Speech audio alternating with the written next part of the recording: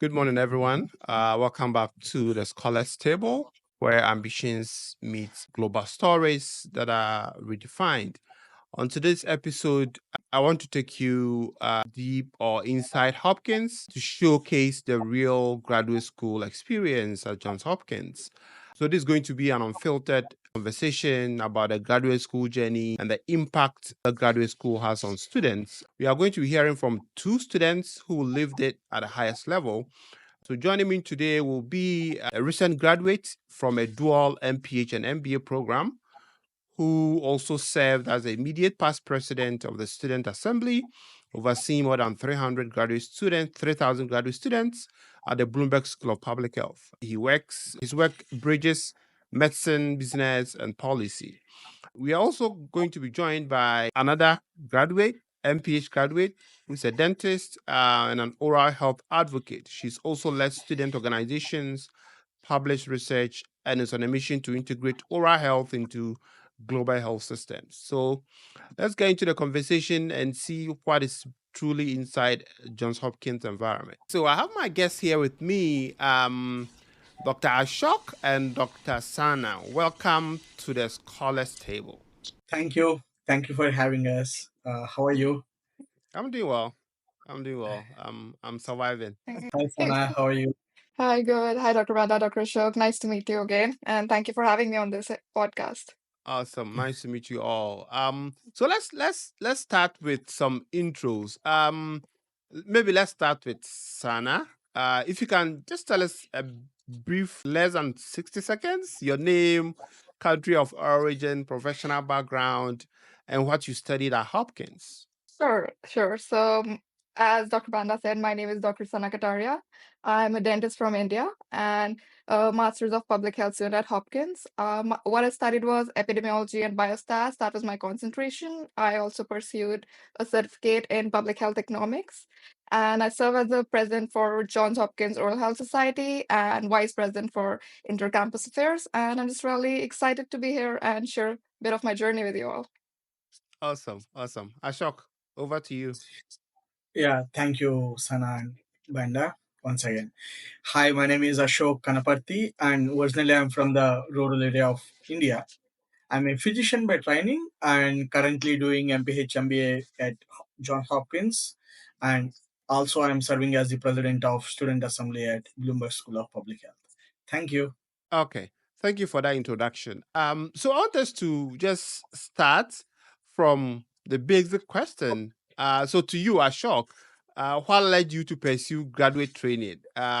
Especially, I know you did MPH MBA. So what was your motivation for graduate school and then for enrolling in a dual program?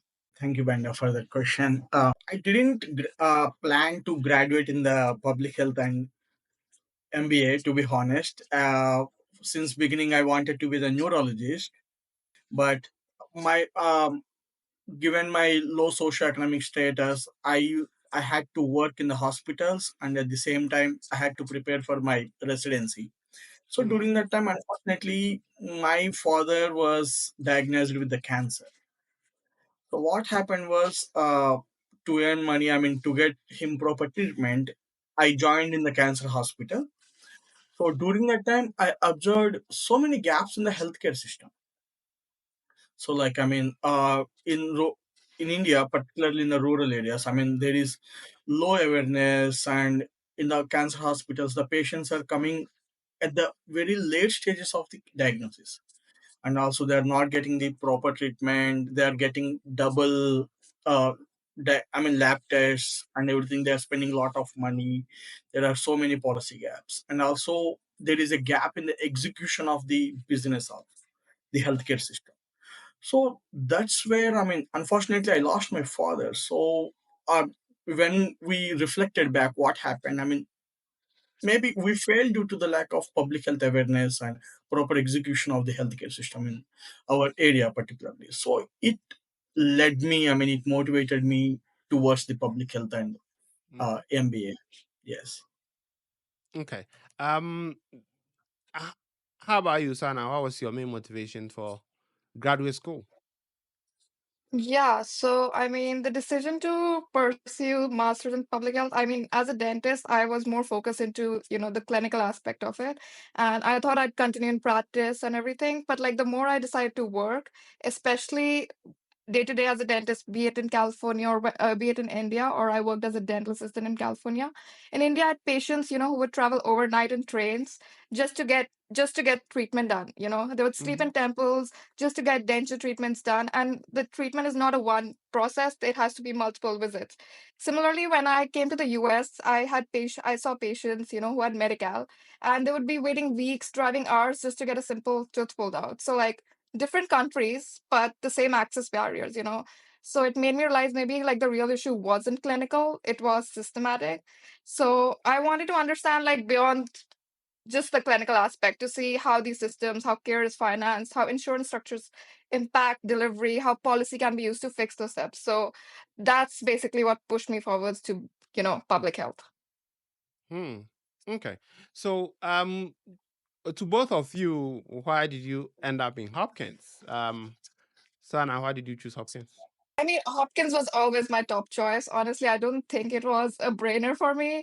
Like its reputation, global health, the data policy, and I feel if you want to do epi biostats, it is the place, And also, funnily, Maryland is the place where dentistry was born. So that definitely added another layer to it. And one of the things that I really liked about like Hopkins, like compared to other programs, was the flexibility of the MPH program. You're not logged into one rigid track. You can build your own path. So in summer term, when you come in, you go. Everybody goes to the same classes, but after that, you can mix and match. I know my friends who decided initially to go to epidemiology and biostats and concentrate. And by the time as time grew by, they were like, you know what? I want to go into policy. So I stick Yeah. with concentrate, yeah. So I stick with concentration and I added a layer of certificate in health economics. So like I would never think like I would do all of this considering my background. And I wasn't stuck in one thing. I could like test out and everything. So like it's Hmm. a place you can mix methods, policy, practice, whatever fits your goal. So like that kind of customization isn't really common. So like it made all the difference for me. That makes sense. Ashok, any addition to the Uh, rationale for Hopkins? I mean, for me, choosing Hopkins wasn't too hard once I looked at the bigger picture, actually, because, like Sana said, I mean, academic strength, global reach, and also, luckily, I got the generous financial support. I'm a Bloomberg scholar, Carey scholar, and Dean scholar, so I got a generous amount of financial support, which made a decision a lot easier. So, and also, it felt like the school really believed in what I wanted to do. Yeah. Awesome, awesome. So, well, that pretty much sums up most of the reasons why a lot of us thought Hopkins was the best environment to have graduate school training. So we would like to talk about the admissions process, decision making, and the processes that you took before you got yourself into Hopkins. So I know this episode is mainly to talk about your experience whilst in graduate school, but we can't talk about that without actually looking at the process you went through to get into Hopkins. So maybe starting with Sana, can you just briefly walk us through how the application process was like to you, and then were there any surprises along the way? How many offers did you get? And how did you evaluate your options? So I would say chaotic in the most character building way. First of all, I think I didn't start early, which I think is a lesson. I think we should definitely start early. And so one of the biggest lessons I learned, like when I was doing all the statements and everything, I was thinking it was like about listing credentials, and I realized like as more I went into the application process, it's like about telling the story, your why, and that took some unlearning for me. So I come from a culture where we're not really asked, taught to talk about ourselves. So like writing about my experiences, my values, and like what shaped all of it felt really unnatural. So I had to really lean into connecting, movements from India, California, public health goals. And sometimes it just felt like, it's not something that comes naturally. So that took a lot of learning on my part. And another thing was like, I think that people don't talk about enough is letters of recommendations. I feel a lot of things that people do when they're looking for application processes, they try and go to the big names that sound really impressive, which is really great. But like if you can't find people who know you genuinely and you know that they can speak from the heart or that you've worked closely with them, that really makes all the difference. I feel like a genuine letter will always beat a generic one. So that was something that I really, really leaned into. And something else was, I would say, be honest in your writing. This whole process is like about showing like the kind of impact you want to make. You're not expected to know everything. That's why you're coming here to learn. And I applied to, I think, approximately 10 schools, and my top choices, on how I narrowed it down, I think I got 8 acceptances from those. And how I narrowed it down was basically, I think, apart from all the things I told you about Hopkins, Mm-hmm. and one of the Yeah. things was Institute of Global Tobacco Control is at Hopkins. And as a dentist, I see the impact of tobacco firsthand on patients when I do oral examinations and I see precancerous lesions, cancerous lesions. So I just connected with some people at the institute, and luckily I connected with the chair of the institute. And when I got to talk with her and like I got to share the passion with her, I felt it was like a no-brainer. Like I wrote about it in my statement of purpose, and I got a chance to talk with her, connect with her, and actually work in that institute during my time here. So yeah, I don't think there's any other place that I would rather be. Anyway, Ashok, how was the application process was like for you, especially since you enrolled in a dual degree program? Yes, I mean, application process, it was intense, but also I can say that a kind of therapeutic, because during that time when I was starting writing the statement of purpose for MPH and MBA, Mm. so then I really get to know a bit about myself, what actually I am, what actually I wanted to do in a proper way, so that I can align them. So it actually took me more than 3.5 months to sit and write and everything. And like Sana said, the letter of recommendations also, I went with the people whom I know. I mean, when I was talking with my friends, they suggested me, like, I mean, you should get the uh, letter of recommendations from the HOD or from the head of principal, like that. But I didn't go with that because they might not know very well about me. So it was my gut feeling. So I went with the professors whom I worked with in the department, and luckily it got worked out. And also in the MBA, the fun part is, like, we have the interview. Yeah. So in the interview, I mean, lot of questions, unexpected questions were there. Like, I can share two questions.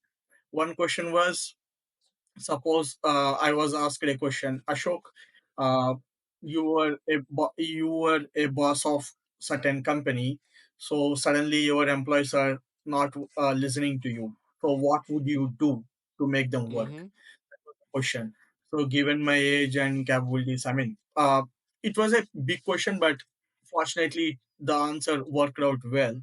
And another question, I was asked about the, Ashok, if you are become a CEO of a company suddenly, within one day, and you are asked to run the operations without any disturbances, how can you do that? Please tell us the process. So these kind of questions we can expect from the MBA side. Okay. So interviews, yes, yes. So it is a good experience, but I mean, I loved it. I loved it. Yeah. Okay. So, I mean, when you are applying for the dual degree, were there any other schools you applied to for the same dual degree, or? Uh, Mm-hmm. Dual degree I didn't apply, but I mean I applied for MPH, Okay. like Columbia, George Washington University, and Emory. Okay. So I got seats, because only my friend suggested me to, I mean, apply for them as a safe side if you are not getting into Hopkins. So Yeah. that's why. But my only goal is to go for Hopkins. Okay. All right.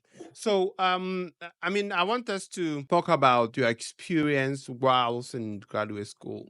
Okay. So, as you all know, one of the main rationale for this episode is to kind of walk people through what it's like to be at Hopkins. So let's talk about life inside the program itself. Um, Maybe I'll start with Ashok. How did you manage to, you know, navigate 2 degrees across 2 schools? I know I was also a dual degree, MPH and MBA, MPH lectures in the morning, MBA lectures in the evening. How has just changed? How is the program like to be in 2 different schools? Uh, I mean, it's a definitely a challenge actually, but I can say it's a rewarding one, and including these two programs, and I'm also a student body president, so it's like a full time job for me. So juggling here and there. So my MBA classes were in the morning time from 8:30 to 11:30, and immediately after that, I had to come to Bloomberg School from 1:30 p.m. to 5:30 or whatever. I mean, few classes were there until 7:30 also. So it was juggling. I mean, you have to be very careful with the time management and everything. So I will not say that it is very easy, but it will. I mean, it has taught me a lot about time management and adaptability. So that I could say. So because few things like in the MPH gives me a solid foundation in public health, like epidemiology and health systems, and at the same time MBA pushes me towards to think strategically and lead effectively. So at the same time, I'm also a student body president, which uh, which made me to advocate for the student voices and what to work with the university leadership and to connect with the more people, a lot of people. I mean, to be honest, it gives you a lot of opportunities Hmm. if you are in a leadership position, especially. So that's where I mean, but you should manage time properly. Yeah, that I can say. Okay. So, Sana, how about the MPH program? What's in the Hopkins MPH program really spoke to you? Classes, projects, or people that helped shape your journey. I mean, it's really hard to pick on. I feel it's like really a combination, be it my capstone, practicum. So my capstone focused on chronic opioid use and where, it pushed me outside my comfort zone, like big statistical coding or understanding how clinical issues are studied and using health economics to address it. So that was something that was really interesting. And another factor was that I got for my practicum was was able to work with an NGO as well as the Center of Global Health to support like a planning of like an oral health symposium, and got a chance to like moderate, see what goes behind the scenes, and talk with people who work at WHO, American Dental Association, and like global humanitarian organizations. So like it really shaped my skill set beyond just like beyond classrooms and everything. But I think one of the most like moments that stood out to me was like during the summer term, which was when I took Dr. Josh Schaffstein's class. It was on policy, and he didn't just teach policy from a textbook. Like instead he brought people who were a part of it, and through that experience, I decided that it's something I would like to be a part of, even though that's not what I was actually studying. And just trying to dive into policy, I was able to be a part of like Maryland legislature, be a part of the lead panel and advocate for like the school-based oral health bill. And I was able to testify in both the Senate and the House. And I was later invited to be a part of governor's signing ceremony. So like it was a full circle, starting in the Mm-hmm. summer term, just thinking that policy is something that you just study in the classroom. And then I was able to stand beside lawmakers, public health leaders as the bill was signed into law. Was surreal. And I really don't think that any of it would have been possible if I wasn't here. Yeah, I mean that's quite an impressive journey. So you did all this under 11 months. Yes. Yes, I did. Awesome, awesome, I awesome. honestly can't believe it myself. So, Yeah, that's quite impressive. Ashok, I know you are also the student body president. What did that leadership role, what experience did you get from that, and what other experiences do you have? I know, like you and I, we've met in a couple of parties before, but what experience did you get from leading such a huge institution? I mean, I was honored really to be the president of the student body, so that it's always an exciting journey. beginning from the campaigning and everything. I mean, you have to go and you have to push yourself to go and talk with people. Few people actually, when I was campaigning, few people would say on my face, I mean, Ashok, we don't have time. Please don't talk to us. You have to face them again. You have to go with a fresh and smiling face the next day. So after the campaigning, we fortunately I won the election, and once we became that, I mean, the new challenges we will face. I mean, how to coordinate between the students will ask something, and administration will definitely. I mean, they are very cooperative, but at the same time, sometimes I mean we have to face challenges. So we have to be carefully coordinate between the student body and the administration, and also you have to be very patient. You have one, and you have to listen. So many times, instead of you should put your egos and your thought process aside, and you have to learn from other people. I mean, what they're saying, what is their perspective. So Hmm. that's what really a challenging and interesting one. So once we get that, and we usually have a lot of events. So we used to do a lot of events. We have to coordinate with lot of student groups as well. Yeah. So luckily I got the best team. I mean, Sana is also one of my team member. So intercampus. So this is a very great journey. But one thing I could say, it is not an easy path. So Yeah. you have to sacrifice your sleep. You have to sacrifice your personal life. So usually, luckily I'm a light sleeper, and also I sleep less. So it helped me a lot. Yeah, Yes. I can imagine. I mean, being a dual degree student and also being the student body president comes with a lot of responsibilities. Um, so I want us to look at your academic experience. Uh, what really stood out to you, or what was, let's say, um, how did you go about selecting your courses? What courses were, most interesting to you? Um, and then you can talk about any specific mentor or advisor that you engaged with that really opened doors for you. Yeah. Maybe I'll start with Ashok. It's my favorite question, actually, because I mean, when you are saying about the mentor, I always go with the Paul Wong. He's an MPH. He works in the MPH department. I looked up onto him because in Hopkins the most important thing, and mostly students overlook, is the networking things. So you should not neglect the networking. That one skill, that one suggestion I got from Paul Wong, and it helped me a lot. And for the academic thing, mostly for MBA, there will be core courses, there will be core requirements, not only in the MBA, MPH also. So my interest is towards the health systems, leadership management, and towards the health systems in LMIC. So because in the future, I wanted to see myself as a global health leader. So I selected courses related to that. And one of the interesting course I could say is health advocacy, and also uh, another important interesting course, I mean, health systems in LMIC countries.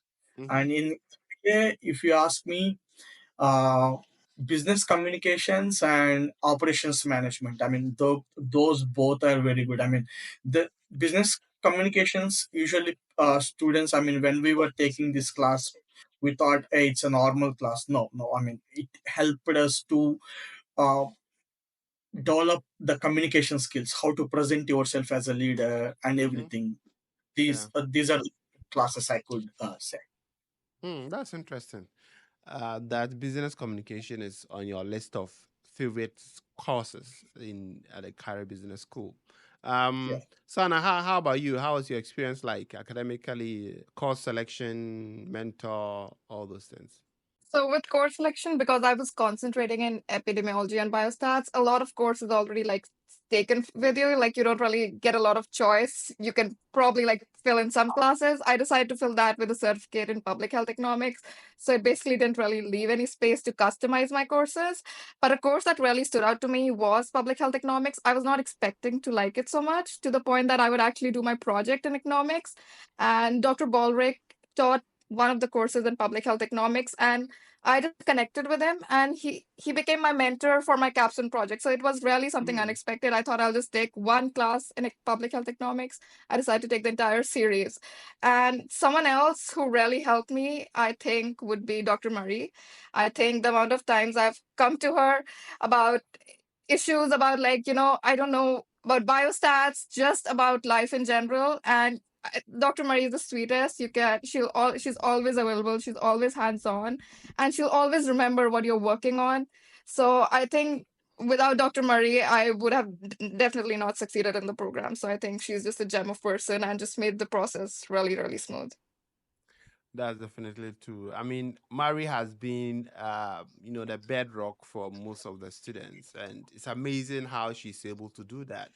In our next segment, I want us to talk about um, any internships that you did, any research assistantship positions that you were able to do, so that at least those who are coming in will know that those opportunities are also available. I want us to talk about internships or research assistantships or any form of projects that added another layer of experience.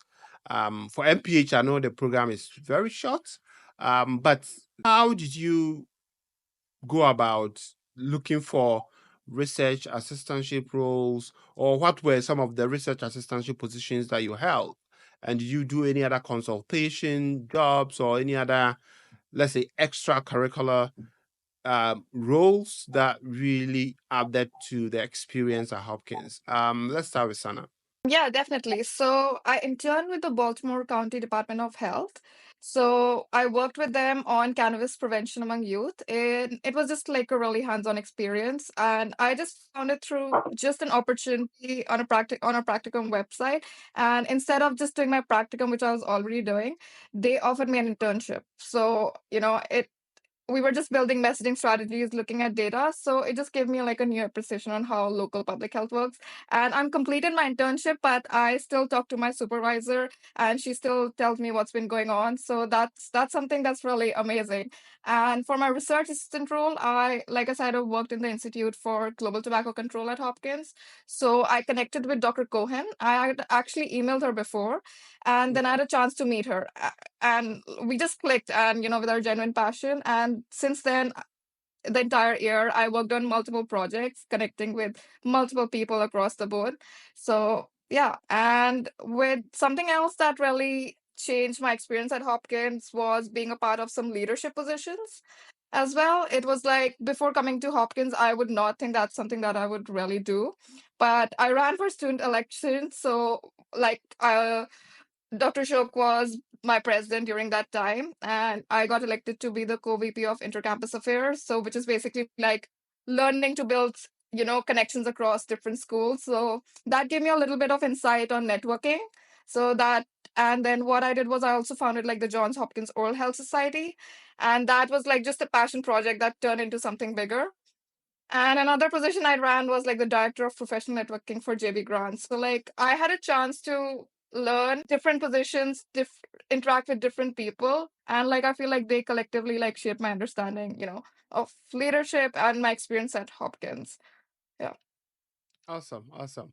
Ashok, what RA roles or internships or like consultations, capstones, what were those projects like? uh, I mean, in MPH MBA, we have to, like in the MPH, we have to do practicum and capstone. So another thing, we usually the practicum will also be considered as the internship in the MBA.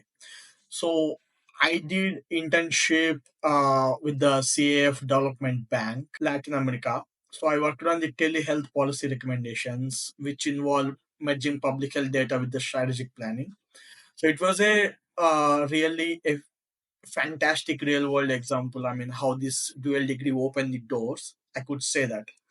And another interesting project I did was there is a course in MBA, IFP, so Innovation Field Project. So it was a consulting project, and we did it in Norway. So Carey Business School sent us to Norway also by money. Yes, yes, yes. So we worked on a market entry strategy for a neonatal health device in India and Pakistan. So the team was fantastic, and it I could say it was the perfect blend of impact and innovation, like where public health meets business in real and tangible way. And for RAs, I mean, no band. You can see that. I mean, being a student body president, I mean, to apply for any jobs. Yeah, So yeah, that's please go ahead. definitely understandable. Yeah, it would be too much to add an RA Yeah. job to it. Anyway, so I mean, how did you, Sana? How did you reach out to faculty, for example, for your RA job? How did you reach out to people to look for those opportunities? So what I did was I just found faculty who work in those places that I wanted to be, or they did research that was of interest to me. So I reached out to a lot of faculty and I emailed them. And some, Dr. Cohen, it was a chance that I got to meet her in person. It wasn't really something that was expected. But even for people who I emailed, faculty who I emailed, they all got back to me. If they won't get back to you immediately, but they do get back to you. And they just set up an interview process after that. So she connected me to the supervisor, which is Dr. Kevin Welding. He took an interview for me and everything, and then he was like, he'll let me know the decision. And yeah, since then I've just been working at the institute. Hmm, awesome. So, we've spoken about the good parts, the nice part of the experience, but what was the hardest part of the journey? Ashok, what was your most challenging moment at Hopkins? Uh, for me, the hardest part is time management. So I mean, it was very difficult for me in the earlier days, and also coming from India as an international student, it took some time to adjust to this kind of education system, and also to the new culture. You have to adapt not only to the American culture. I mean, you got a chance you to meet with different people from across the world from different cultures, so you have to be adaptable. So I mean, like a snap, you have to talk with the people according to their cultures, and you have to adjust yourself. So that was a little bit harder for me when I came here, but once I got adjusted to that, and once I got adjusted to the time management and everything, and it was very good. I enjoyed it a lot. Yes. And also Okay. another thing about the networking thing. Mm, So first, when I came here, I was told that, I mean, particularly the MBA, I was told, I mean, to get job opportunities or whatever it is, uh, go on networking. So first, we reached out to few people. We were not able to get proper responses, and even through LinkedIn also we tried to reach out. No. Then I went to professors of the Carey Business School. I mean, we are not getting the responses. So I think the networking is a wrong word. It doesn't work. But they gave the motivation. Ashok, this is the thing. So if you are approaching 10 people, only two or three people will respond to you. Once we get to know that, we develop that psychology, so that, I mean, we develop that mental strength.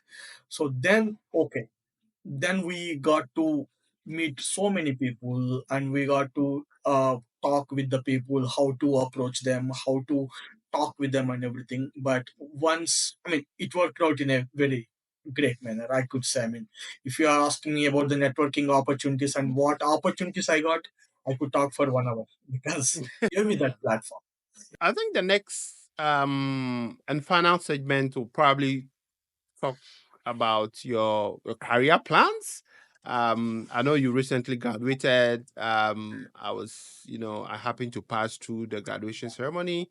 and it was amazing. So congratulations to you both. So how are Thank you you. thinking about, what to do after graduation? Now you have Hopkins MPH, Sana, and Ashok. You have Hopkins MPH and MBA. What are you hoping to do with that degree? I mean, the MPH definitely shifted like how I see my career. I started out as a clinician, so now I'm trying to think of, in terms of system, policy, population level impact. So what areas I'm really drawn to working is health policy, regulation, or program design. I really want to work in areas like Medicaid reform or oral health integration, substance abuse, and global tobacco control. So I'm looking at roles at NIH, CMS, or even state health departments. I just want to be at place where like these decisions are made, like about what care gets funded, who gets access, and how we like close equity gaps. So for me, I'm just trying to find spaces like these to like create a structural change. I'm still exploring on what exactly my next role would be, but like I know what space I want to be, at least with my degree. Okay. Ashok, MPH MBA plus MD. Yeah, What's I your mean, next like move? you are, to be honest, I mean, you are one kind of inspiration to us. I mean, so given your journey, I am also like inspired uh, to join in the WHO. So in the future, I want to take up a role where I can be able to deliver my abilities that related to the public health and MBA. So that's where I want to see myself, the global health strategy or healthcare entrepreneurship. Yes. Okay. All right. I mean, that sounds great. So for students who are thinking about applying to graduate school, what advice would you give them? Ashok, if someone's reach out to you and it's like, I want to apply to graduate school, I'm also considering maybe dual MPH and MBA. What sort of advice would you give that student? uh, I mean, it's a wonderful question because during that time we didn't know all these things. So one thing I could say is be honest with yourself when you are writing the statement of purpose. So personalize, I mean, most likely align with your past, present, and future goals, and talk with people when you are writing an SOP so that you could understand yourself more. That one thing I could say. And another thing, like me and Sana did, I mean, the letter of recommendations, go with the people whom they know you. I mean, like, don't go with the people who doesn't know you because they can't write what is the letter of exactly about you. So and also Hopkins look for that. And the third thing for the MBA interviews, one thing I could say is go through the Carey Business School website so that you could learn a lot about the Carey Business School mission and values. And second thing I could say, I mean, be confident. Don't feel overwhelmed when you are giving the interview. So just like be yourself. That I could say. Okay. Sana, any advice to prospective MPH applicants? I think first of all, like start with your why. Like be clear about the problem that you care about. That clarity will like definitely guide your choices and strengthen your application. And don't just apply for the name. Look at the curriculum, look at the culture and the kind of opportunities that students get in that school. See, is that a fit for you? And when it comes to your statement of purpose, don't just write your resume in a paragraph form. You have to tell your story, what shaped you, what drives you, and like how this program fits into your larger purpose. So they're not asking you to have it all figured out, and they're just saying that you have to be intentional.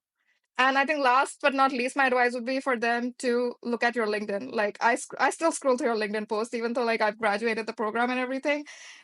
Your posts are still helpful to me, and I know other students who message me on LinkedIn are asking me, I'm coming to this program. What can I do and everything? Or like, I want to apply to this program because people still reach out to you on LinkedIn. And I've Yeah. sent a bunch of people your post and be like, just follow Dr. Bada. So I think that would be one of my last bits of advice. Okay. All right. So before we go, what is your favorite spot in Baltimore? Ashok, what's your favorite spot? My favorite spot, two places I could take. One is Inner Harbor, where I mean, so I just go there and I spend because it energizes you a lot. It recharges Mm-hmm. you. And Second place, my office, SA office, student assembly office, where especially after winter break, after January, I spent a lot of time in my office. Okay. So where I learned a lot by talking with more people. So these Okay. two places, say. Any spot on campus that you particularly like to hang around apart from your office? Ninth floor, I like. Okay. Uh, Yeah.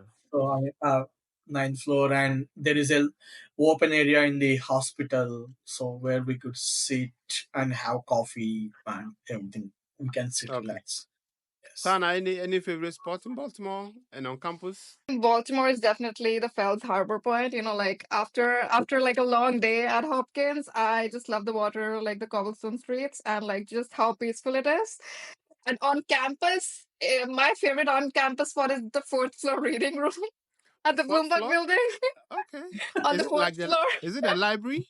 I mean, the screens are a lifesaver. Okay, be it me doing coding for Stata or just doing, Yeah. watching Yeah. my course plus videos.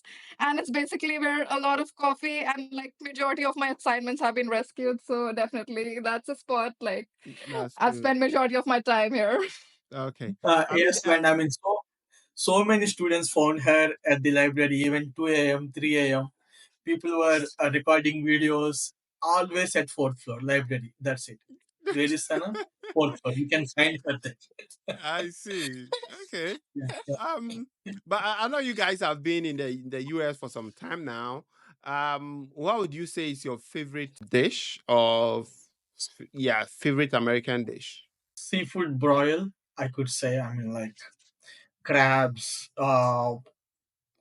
I can say a restaurant few, Captain Phillips, Crafty Crab. I mean, though those both serve you a very good, tasty seafood broil. I mean, you will Okay. get the big crabs and everything. You have to eat it, so it will be fantastic. Yes, I love it a lot.